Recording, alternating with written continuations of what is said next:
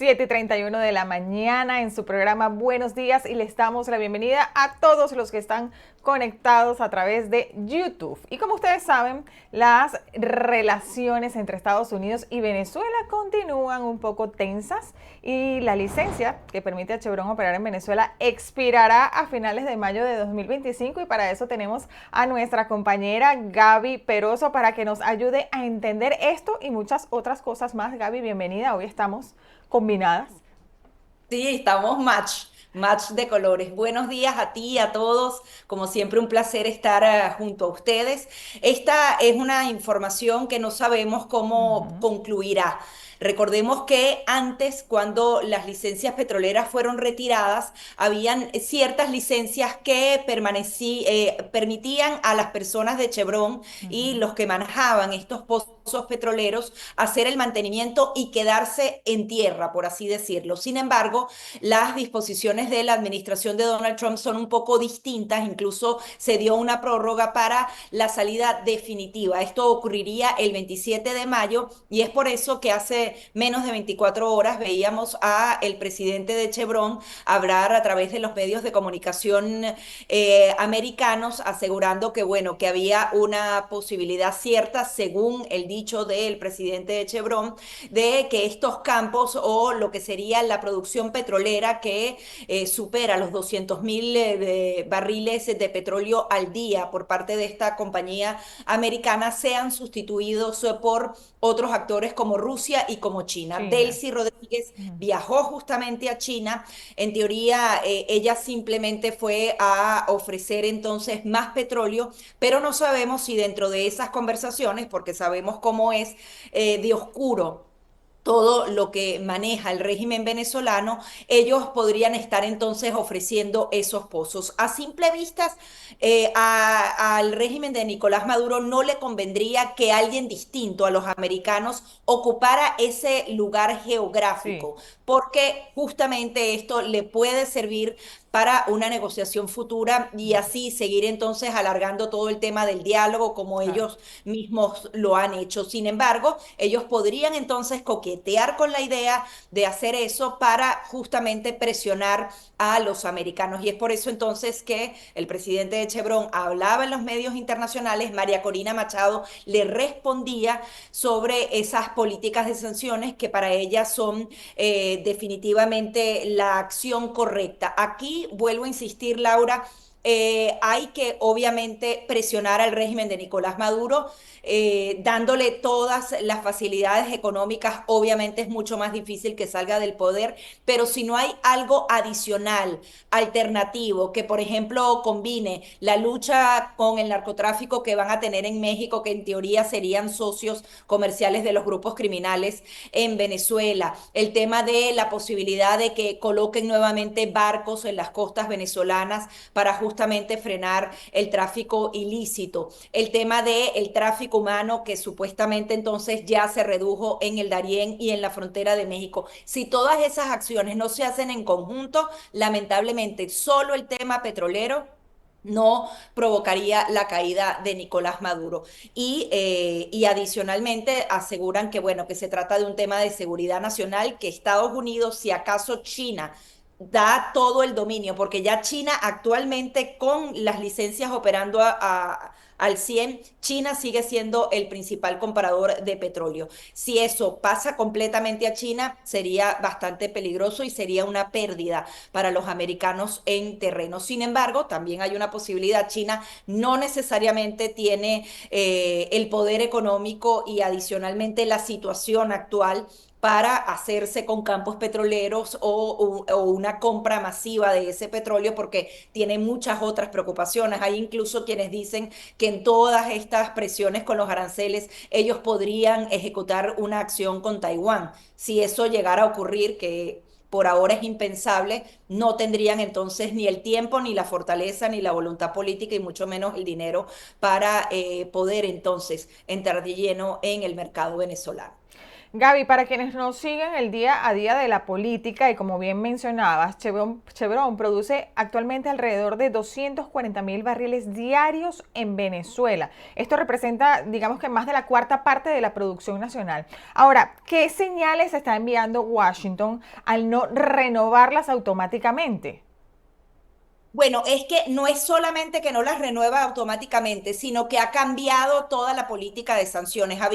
Está la política de sanciones y les van dando licencias para que operen de cierta manera. La administración Trump dijo, no, definitivamente nosotros no podemos comprar petróleo a la dictadura venezolana porque eso lo usan para la represión. Cambió completamente. Entonces, por ejemplo, hace algunas horas, Nicolás Maduro dijo, no me importa, esos pozos yo los voy a seguir operando con Chevron o sin Chevron. Hablaba de que los trabajadores lo sabían operar. Eso no es tan simple como una maquinita que tú prendes todos los días. Necesitas una cantidad de componentes que los estaba suministrando Chevron, que ya no están llegando. También las empresas europeas comienzan a irse de Venezuela.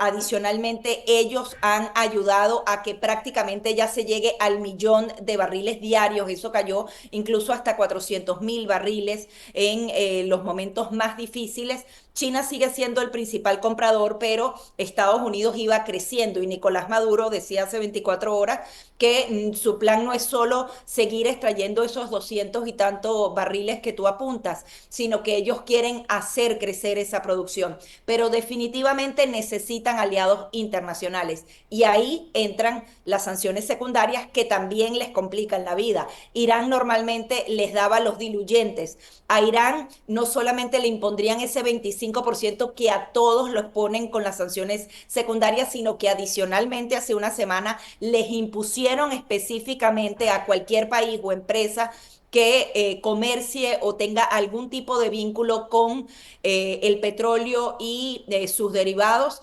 también otra sanción adicional. Entonces, no hay tantos amigos para Nicolás Maduro para solventar esto de una manera sencilla. Gaby, ayer haciendo la investigación para poder hacer esta entrevista, leí que Venezuela está exportando una nueva mezcla de crudo y justo esto se produce justo antes, por supuesto, del vencimiento de estas licencias. Esto es un mensaje quizás de autosuficiencia frente a futuras sanciones para el gobierno de Estados Unidos. Bueno, es que ellos siempre buscan la manera de sortear todas estas sanciones y por eso digo, el tema de las sanciones está muy bien siempre y cuando venga acompañado de otros elementos, porque si tú solamente sancionas con el petróleo, la economía se va a pique porque es una realidad y eso se mantiene en el tiempo, no creas el efecto que quieres de disuadir a Nicolás Maduro y termina el venezolano pagando los platos. Eso hay muchas personas que lo discuten, que no les gusta, pero es una realidad si no tiene un plan. Ellos buscan justamente diluir el petróleo, venderlo de una manera distinta. Para ellos lo más fácil es que vengan acá a Texas porque además toda la industria acá está diseñada para el petróleo venezolano.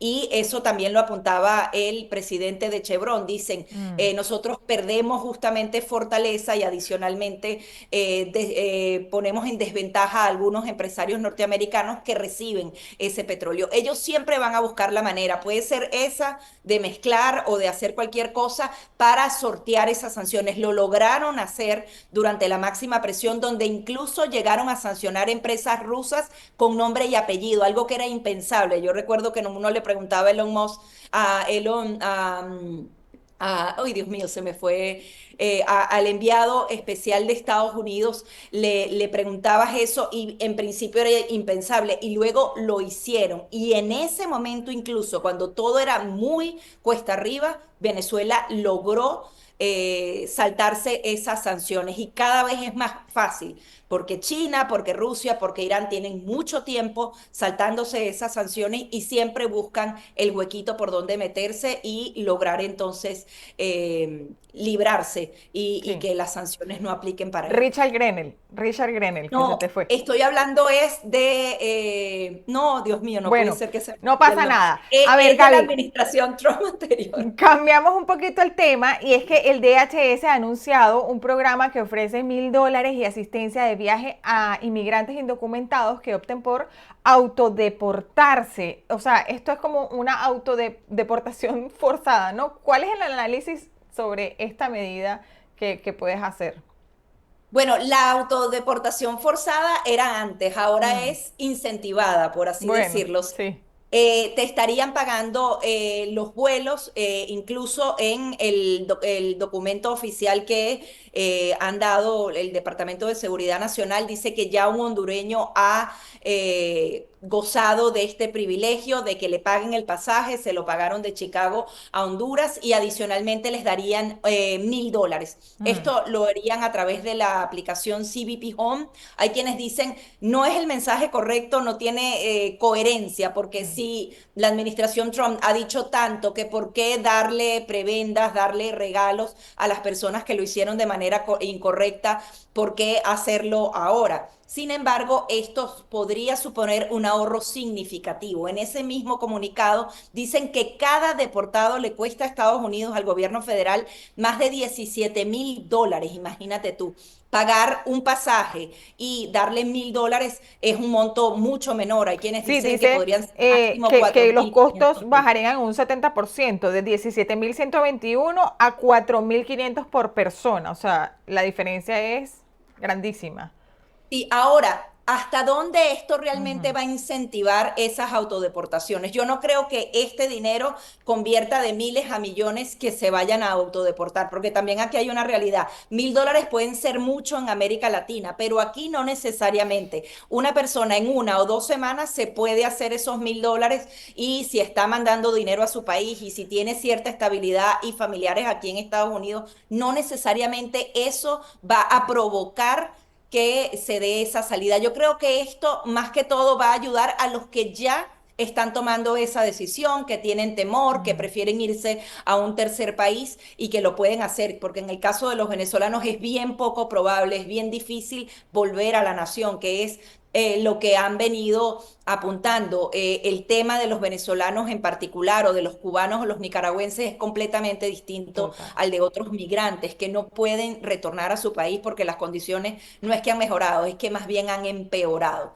Sin embargo, vamos a ver qué pasa. Yo me imagino que van a cumplir entonces con todo esto y esto de alguna manera le da tranquilidad a aquellos que ya tomaron la decisión, no necesariamente por el dinero que van Sí, a también recibir. estoy leyendo que se menciona que aquellos que se autodeporten podrían tener la posibilidad de regresar legalmente a Estados Unidos siempre y cuando sean considerados buenas personas. Pero qué tan viable es esta promesa si al Claro, final... esto es complicado porque además las leyes americanas, cuando ya tú incumples y cuando pasas un tiempo o entras ilegalmente o se te vence tu visa y te quedas, hay leyes específicas que apuntan a que tú no puedes ser perdonado en 10 años y normalmente esa ley no va a cambiar. Claro. Entonces, hay quienes dicen, vas a tener que hacer una reforma para perdonar a aquellos que se fueron. Sin embargo, ellos han insistido en que sí, que de alguna manera, si lo haces de la manera correcta, va a ser mucho más fácil la posibilidad de que puedas volver al país. Nos imaginamos sacando una visa, pero eso es Mm. una promesa de palabra nada más. Realmente en las leyes no está porque el que ya incumplió está sometido a una ley que ya está escrita en Claro. Estados Unidos y que tendría entonces que reformarse para que esto ocurra en poco tiempo. Ahora, Gaby, no quiero terminar esta conversación sin antes preguntarte que esta semana Trump sorprendió al decir que no necesariamente se presentará a la reelección en el 2028 y él dejó sobre la mesa, como es bueno, su palabra preferida, nombres como el de J.D. Vance y el de Marco Rubio como posibles sucesores del trumpismo. ¿Qué opinas tú de esto? Bueno, a mí me encanta la idea, sobre todo porque estamos hablando de un hispano. En primer lugar, JD Vance debe tener ahí un corazoncito roto, Ujú, porque ujú. normalmente el sucesor del presidente es el vicepresidente. Pero recuerdo, pudimos estar en la Convención Nacional Republicana y el nombre de Marco Rubio era uno de los más poderosos. Cuidado, y sí, incluso más que el de JD Vance, porque JD Vance era muy joven y no tenía Claro. tanta experiencia en la política. Y lo que te decían simplemente era, no, imagínate, Donald Trump no puede dejar la herencia de el movimiento MAGA en manos de un latino. Y ese latino se ha ido labrando Mm, este puesto y esa posición que además es estelar. Yo creo que es la figura más importante. Que a él le hayan dado el USA, el Departamento de Estado, que es el trabajo más difícil de todos, y adicionalmente ahora le hayan dado de manera interina la seguridad, el ser el asesor en seguridad nacional, habla de que en definitiva él ha cumplido y ha superado mucho más las expectativas. Y bueno, y me llama la atención porque yo creo que también Donald Trump está midiendo dos de las corrientes tan distintas que hay en el movimiento MAGA. Uno que es más proteccionista, más nacionalista, incluso que hablan de populismo del lado de JD Vance, y otro que es justamente los preceptos republicanos históricos, los de siempre. Donald Trump no obedece a ideología. Cada una de estas personas, tanto Marco Rubio como JD Vance, sí tienen ideologías marcadas y podrían entonces configurar ese nuevo movimiento MAGA. Pero Donald Trump va a apostar a la eficiencia. Y también decían en esa convención que los iban a poner a ellos dos en estos cargos a ver quién lo hacía mejor. El tema es que faltan 3 años claro. y menudos retos que le tocan a cada uno de ellos. Se podrían quedar en el camino o incluso Donald Trump no decir, no apoyar a nadie y que vayan a unas primarias o que la fórmula presidencial sean ambos, uno como presidente y otro como vicepresidente. Pero lo cierto es que Marco Rubio es una persona que ya pasó a la historia, siendo entonces el hispano creo que más poderoso del mundo o por lo menos de la historia estadounidense. Sí, Gaby, nosotros decimos que bueno, que Marco Rubio es como más de uno, ¿no? Es cubano, hemos tenido la oportunidad de conversar con él, etcétera, pero ¿cómo se ha visto su trabajo? Es decir, porque los cubanos como que no están muy contentos, incluso los venezolanos también dicen que no ha como arrimado hacia las políticas que tanto defendió cuando era senador. Entonces, ¿cómo lo vemos aquí? Ahora, bueno, él normalmente ha tenido una coherencia y una consistencia bastante importante. Yo recuerdo con el TPS que Marco Rubio no apoyaba el tema del TPS y en la primera administración de Donald Trump se hizo una deportación diferida y no se aprobó el TPS porque él no lo apoyaba. Incluso cuando se hizo la segunda tanda del TPS, él se opuso. Recuerdo que hicimos varios programas al respecto, muchas personas se molestaban porque él decía que tú no podías renovar algo que incentivaba la migración masiva, porque estabas mandando el mensaje, vengan que los voy a perdonar y que tarde o temprano van a poder entonces tener un estatus de protección temporal. Él no ha cambiado esa línea, a pesar de que hay personas que dicen que sí, él la ha mantenido así. Hay obviamente personas que dicen, igual no nos está protegiendo, debería entonces buscar una alternativa porque él conoce muy bien la naturaleza del régimen de Nicolás Maduro y debería entonces aclararle, por ejemplo, a la secretaria de Seguridad Nacional que las condiciones en Venezuela no han mejorado y que la situación es muy, muy precaria para que podamos volver al país. Por ese lado, obviamente, Marco Rubio ha recibido críticas. Del lado americano, a mí más bien me sorprende. Él está haciendo una reforma sustancial y cerrando oficinas y adicionalmente asumió todo el tema del USAID y no ha recibido las críticas que ha recibido Elon Musk. Es más, yo he oído elogios de la transformación que está haciendo en la diplomacia estadounidense.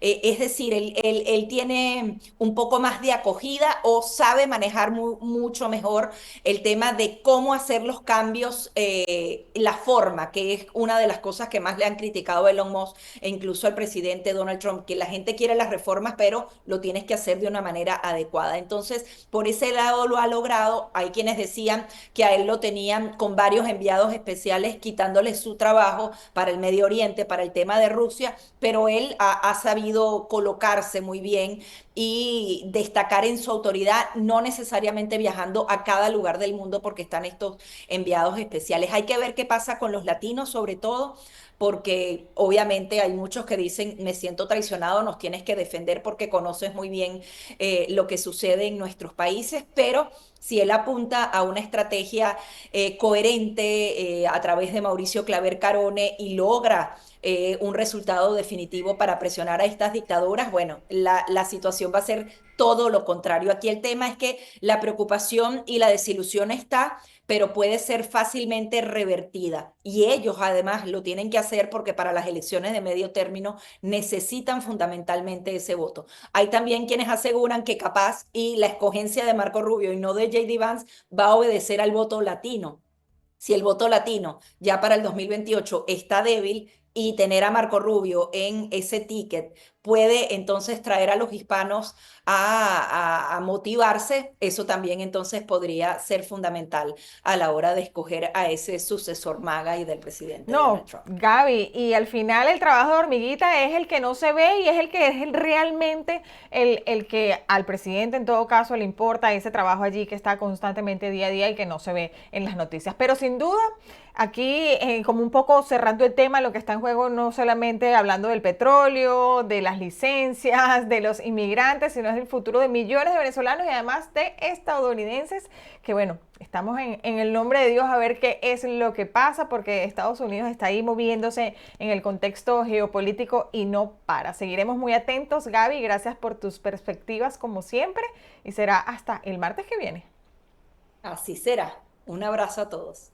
Y ustedes no se aparten, ya venimos con más, pero antes vamos a ver cómo está el tiempo en Venezuela.